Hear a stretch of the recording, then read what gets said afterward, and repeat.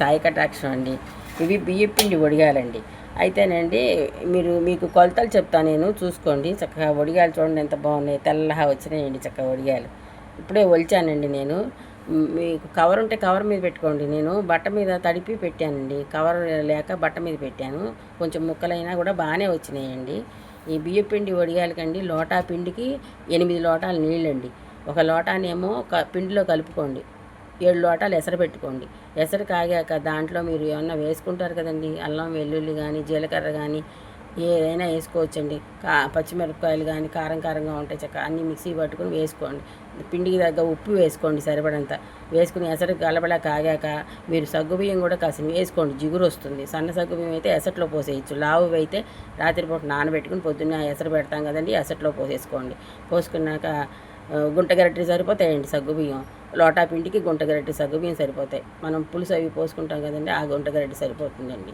చక్కగా ఎసరు కలిపేలా కాగాక ఈ పిండి కలిపిడి పిండి పోసేసుకోండి. ఉండకట్టకుండా తిప్పండి, సన్న సగం పెట్టండి. మంట ఎక్కువ పెడితే పొంగిపోతుంది. మందపు గిన్నె పెట్టుకోండి, అడుగంటకుండా ఉంటుంది. చక్క ఎసరు కాగాక ఎసట్లో ఈ పిండి కలిపిడి పిండి పోసేసుకోండి. పోసేసుకున్నాక చక్క 10 నిమిషాలు ఉడకనియండి సన్నసగన. ఉడికాక మీకు కవర్ ఉంటే కవర్ మీద పెట్టుకోండి, లేకపోతే బట్ట తడిపి మంచం మీద వేసి ఆ తడి బట్ట మీద ఇవి పెట్టుకోండి. కవర్ అయితే వేడి వేడివి పెట్టుకోమాకండి, ముడుచుకుపోతుంది. కొంచెం గోరెచ్చగా ఉన్నప్పుడు పెట్టుకోండి, ఏం కాదు. అట్లా పెట్టుకుంటేనండి చక్కగా వచ్చేస్తాయి. నేనైతే చూడండి బట్ట మీద పెట్టా, కవర్ లేదండి మాకు, చక్కగా వచ్చేసినాయండి ఇట్లా వడియాలు. ఒలిస్తే నీళ్ళు జల్లి తీసామండి.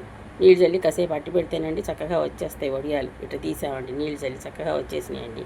కవర్ లేదు మాకు. అట్లా పెట్టుకోండి. ఎప్పటికైనా సరే 1కి 8 అండి. పిండిలో 1 కలుపుకోండి, మీతో 7 ఎసరు పెట్టుకోండి. అట్లాగే బొంబాయి రవ్వ వడియాలు కూడానండి చక్కగా బాగుంటాయండి. వేసవికాలమే కదండి మనం వడియాలు పెట్టుకునేది. వానాకాలం చక్కగా ఏ పప్పు పులుసో పెట్టుకున్నప్పుడు చక్కగా వేయించుకుని తింటే చాలా బాగుంటాయండి. మామిడికాయ పప్పు, ఊరిమిరపకాయలు, వడియాలు, ఇదే కదండి టేస్ట్ మనకి.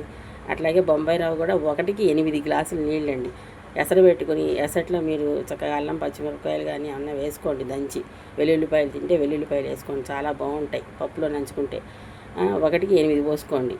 ఏ గ్లాస్తో పోస్తే ఆ గ్లాస్తో 8 నీళ్ళండి. ఎసరు కలిపేలా కాగాక ఒక చుక్క నూనె పొట్టు వేసుకోండి, అడుగంటకుండా ఉంటుంది.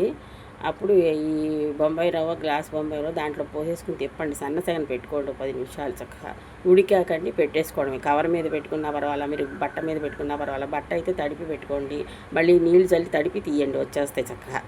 అది మాకు కవర్ లేక బట్ట మీదే పెట్టుకున్నామండి. బొంబాయి రవ్వ వడియాలు, బియ్యం పిండి వడియాలు అలా పెట్టుకోండి. బియ్యం పిండి వడియాలు అయితే 1కి 8 అండి. 1 పిండిలో కలుపుకోండి, మీతో 7 ఎసరు పెట్టుకోండి. దాంట్లో కాస్త సగ్గుబియ్యం వేసుకోండి, కాస్త నూనె బొట్టు వేసుకోండి అడుగంటకుండా. చక్కగా అట్లా పెట్టుకోండి, బాగుంటాయి చక్కగా, చాలా బాగుంటాయండి. నా వీడియో నచ్చితే లైక్ చేయండి, షేర్ చేయండి, సబ్స్క్రైబర్ చేసుకోండి. అందరికీ ధన్యవాదాలండి.